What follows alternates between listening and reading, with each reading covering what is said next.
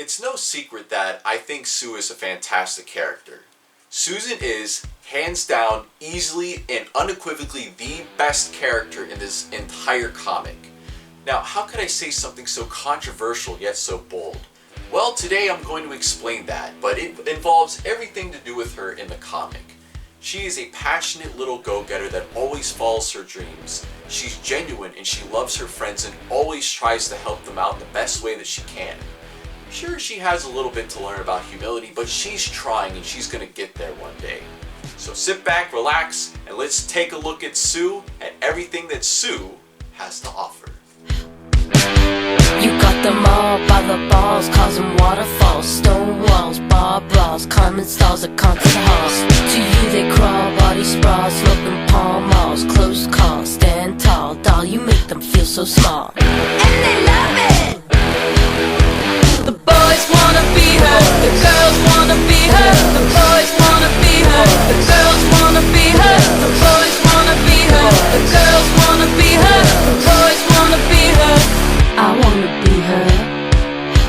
Yes, I do.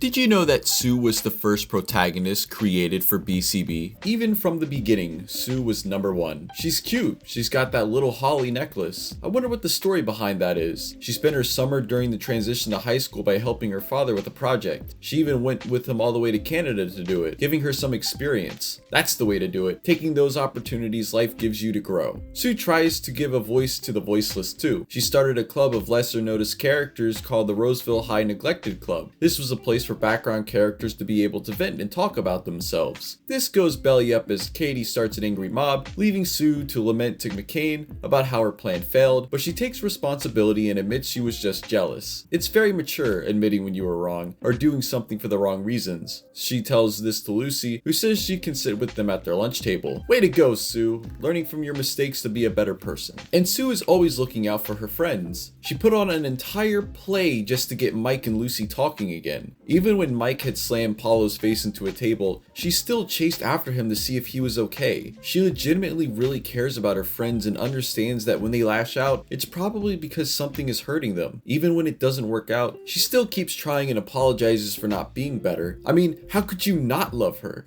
She's the only one who actually points out Lucy needs her space when she returns, keeping Paulo at bay. Probably because she secretly loves him and doesn't want him hitting on Lucy. She didn't even let Stacy ignoring her get her down too much. She kept trying to talk to her and stood her ground when Stacy was being flippant about the game they play. When Stacy tells her she won't talk about it at school, Sue steps up and puts the ball in her court by joining the cheerleading team.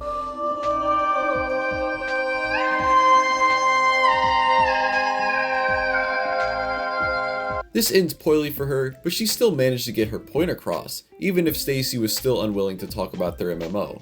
When Katie gets all weird about the MMO and says she isn't interested, Sue actually takes the time to explain it to her and even offers to let her join them. I mean, like, come on. Like, everyone else would have just reacted in some stupid way. Like, Lucy would have hit her upside the head, and Paulo would have been like, hey, babe, and Mike would have been like, sorry, I have a girlfriend, and Daisy would have been too nervous to talk to her.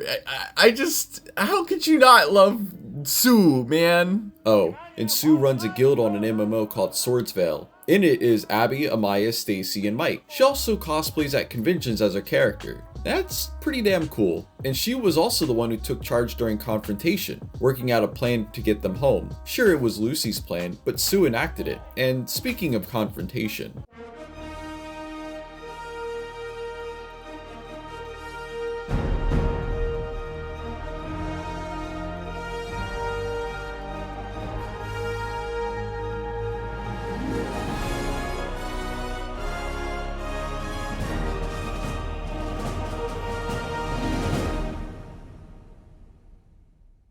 Paulo x Sue is the best ship in the comic. Easily, nothing comes close. Not even McCain.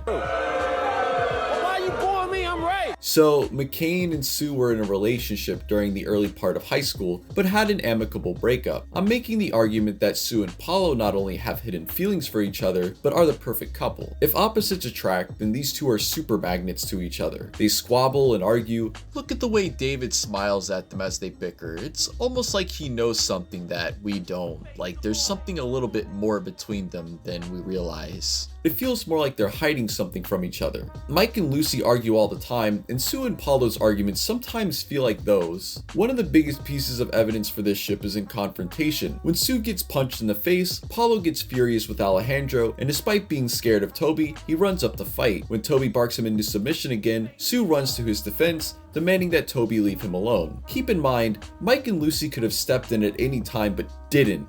That means Paulo and Sue were purely defending each other.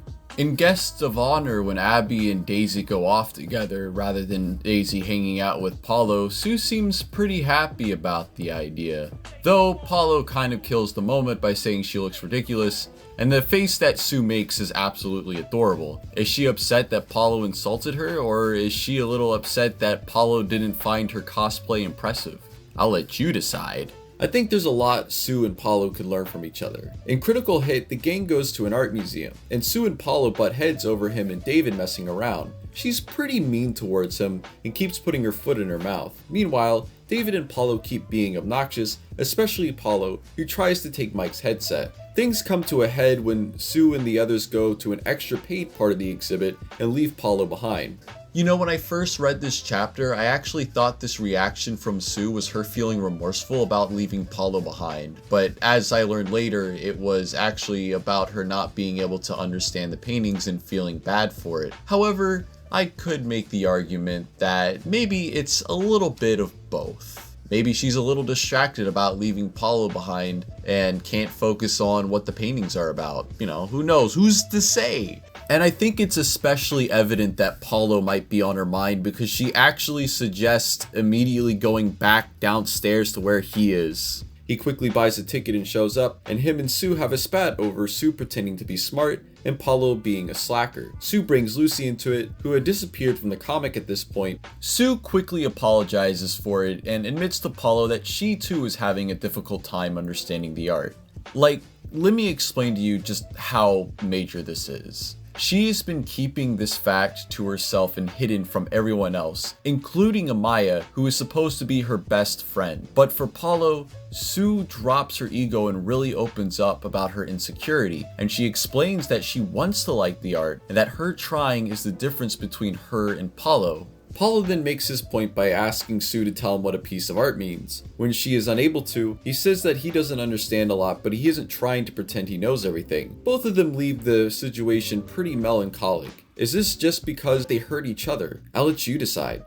But the answer is yes. The two are facing their shortcomings and learning from each other. Sue can teach Paulo the value of applying himself, and Paulo can teach Sue some humility. Very important. When Sue makes her casting announcement and casting call, she specifically singles out Paulo when talking about doing auditions. And when Paulo isn't able to attend because of detention, Sue seems pretty disappointed, which is extra interesting considering the fact that this whole play was supposed to be about Mike and Lucy. Was she hoping that he would be able to be a part of it in some way because she wants something to bond with him over? And look how she leans on the table and playfully talks about Mike and Paulo getting along. In Popularity Contest, when Sue tries to get Stacy's attention in the hallway, she and Paulo end up fighting again, but Paulo reveals that Sue had followed him. And this is also a fact that Sue doesn't deny. Take that how you will. On Acapulco, she specifically singles him out first to do Truth or Dare. Paulo and Sue are similar. Both are kind of nerds. They both like video games. They both like the skateboard, presumably. In this drawstream image made by Teshi, Paulo is even trying to teach Sue how to do it. To quote the great poet Todd Howard,